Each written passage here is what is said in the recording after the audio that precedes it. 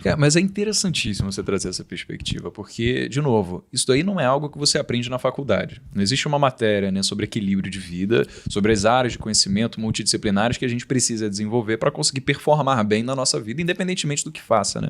Então, eu imagino que tenha existido talvez algum ponto de inflexão, algum momento na sua vida onde você teve um estado, talvez que você estava completamente diferente que é hoje, assim, afobado, cheio de coisa para fazer, desestimulado com o que você estava fazendo, mas que fez você ter essa como é que eu posso dizer? Realização, que você precisava mudar alguma coisa. Chegou a acontecer?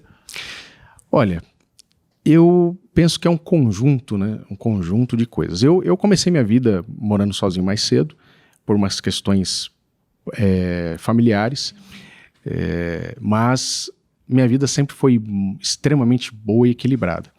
Mas eu tomei uma decisão que dependeria só de mim, que era buscar na minha vida esse ponto de equilíbrio para que eu pudesse me entender como ser humano. Eu tive um evento, perdi minha mãe muito cedo, e esse fato acho que foi o grande estalo, porque eu disse o seguinte, bom, ela é a pessoa que eu mais respeito, é a pessoa que eu mais admiro. Então, eu passei por um período onde eu falei o seguinte, olha, aconteça o que acontecer externamente, se eu não buscar um equilíbrio interno, se eu não encontrar e conhecer o João Mário como ele é de fato, de nada adiantará. Então, esse foi o grande ponto. Então, essa perda me levou a um processo de autoconhecimento muito intenso. E você vê, né? E eu tinha 14 anos na época. Olha só, a responsabilidade, o senso de que você era responsável pela forma como você queria que talvez o legado que a sua mãe te deixou se manifestasse, né? Isso. A gente tem realizações incríveis mesmo em momentos de tragédia ou momentos que são muito impactantes na nossa vida. Você vê, quando eu tinha 13 anos também fui deparar com uma quantidade de dinheiro dado ao falecimento do meu pai, que jamais uma criança de 13 anos deveria ter se deparado, né? Esperançosamente, a princípio. E ainda assim, a mentalidade que eu tive era como é que eu vou fazer esse dinheiro ser usado da melhor forma. Seja quando fosse fazer faculdade de medicina, quisesse criar um escritório, seja quando for fazer outra coisa, quando eu tivesse um propósito de fato para conseguir aplicar ele de forma que fosse deixar meu pai orgulhoso, né? Só que esse é o tipo de realização que a gente tem somente quando a gente passa por momentos que, assim, não é a maior parte das pessoas que deveriam passar, sabe?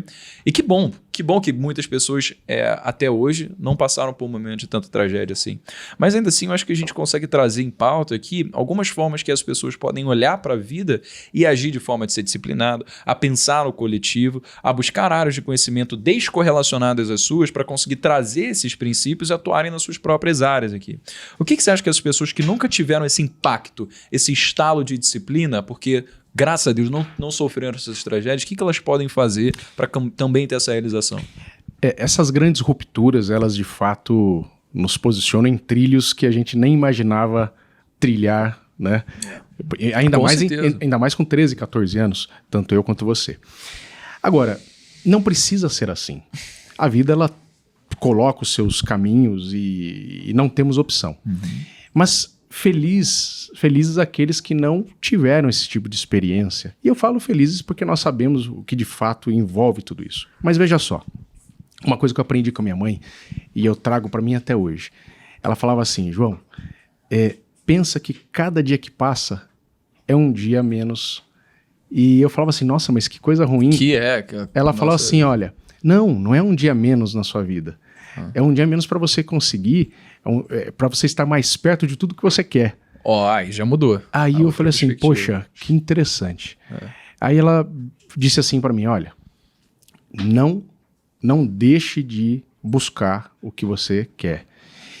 E em nenhuma ocasião. Aí o que acontece, Breno? Olha que coisa. A partir desse instante que eu comecei a entender que cada dia que passava era um dia a menos para o meu objetivo, eu meditei muito a respeito e pensei o seguinte, como é que eu posso levar isso para alunos, ou para amigos, ou parentes, ou para os meus próprios filhos? Eu tenho uma filha de 3 anos e um filho de 5 anos. Logo nós teremos essa conversa se tudo correr muito bem. E correrá. A questão é o seguinte, qual é a sua convicção pessoal a respeito da importância que você tem no mundo? Qual que é a percepção que você tem a respeito da relevância do que você faz para você e para os outros? Qual é o seu papel aqui. Você não precisa passar por grandes perdas, você não precisa passar por situações como essas para entender que você é um indivíduo, você é um ser único, inigualável, você tem suas características que não se confundem com ninguém. Daí a palavra indivíduo. Olha que bacana. Você é um ator de uma vida e protagonista de um contexto. Você pode, de fato, influenciar na vida das pessoas quando você nem imagina que esteja fazendo. Às vezes, as pessoas mais importantes da sua vida, algumas delas não duraram mais do que 5 ou 10 minutos de conversa. Então não é o tempo, é a qualidade. Não é a frequência, é a intensidade. Então você pode, sim, através dessa convicção de que você é um elemento único e fundamental e a sua existência não é ao acaso, você está, sim, para cumprir algo. Se você tiver consciência disso, não existe perda, existe soma, não existe cálculo, existe simplesmente algo que multiplica e abunda na sua vida e vai ser abundante na vida dos outros. Quando sua mãe falou, né, que falta menos um dia, a princípio a gente começa a esperar, poxa, aquela coisa do copo meio cheio, meio vazio, né, como se estivesse vendo ele meio vazio.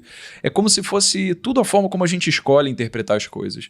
Porque ao mesmo tempo, dada essa mentalidade tão rica que você trouxe aqui, de pensar sobre protagonismo, existem pessoas que olham esse mundo gigantesco de 7 bilhões de pessoas e veem, como é que eu posso ser relevante num mundo tão grande quanto esse? Olham para cima, num céu cheio de estrelas, questionam, será que cada uma daquelas estrelas tem planetas como essa Terra aqui? E cada um desses planetas pode ter vida também? Será que eu sou relevante aos olhos do que eu acredito? Ou será que eu sou relevante dentro desse contexto social? E isso acaba fazendo com que as pessoas acabem se sentindo menosprezadas, sabe? Como se elas não tivessem relevância e importância nos acontecimentos do mundo. Só que eu acho que uma forma legal, como você colocou aqui de ver, o sentimento de que a gente tem muito pelo qual ser grato na nossa vida. Porque, vamos lá, olha só o que aconteceu, uma tragédia na sua vida com 14 anos de idade, perder sua mãe, e você conseguir transformar isso em uma bazuca de coisa boa que vai acontecer na sua vida, sabe? Você moldou a forma como você pensa e como você age, você decidiu interpretar isso como algo que para você foi, não, eu vou agir desse jeito agora porque eu preciso honrar minha mãe, porque eu quero ser responsável em relação a isso. É a mesma coisa, sabe? É se perguntar, o que a gente tem hoje? Que caso a gente não tivesse na nossa vida, a nossa vida seria pior, sabe? Porque as pessoas falam, não, mas eu não tenho nada para ser grato. Eu tô com a vida assim, cara, horrível, sabe? Terminei com a minha esposa, os meus filhos não gostam de mim, eu não tenho mais pai, não tem ninguém na minha vida que eu... Mas será que você não tem nada pelo qual ser grato? Que você pode agradecer a vida que tem, de sentir como se tivesse responsabilidade e protagonismo na vida? Porque pensa, se você não tivesse, vamos dizer, cara, você tem olho, vamos dizer se tivesse menos um olho, você gostaria que isso acontecesse? Ou sei lá, você está com algum contexto, alguma coisa que você sabe que na sua vida você valoriza, mesmo que de forma intangível, mesmo de forma tão pequena, que caso você não tivesse faria toda a diferença, sabe? Então isso é uma colocação que traz a gente em foco, em perspectiva, em relação à nossa própria importância em relação ao mundo.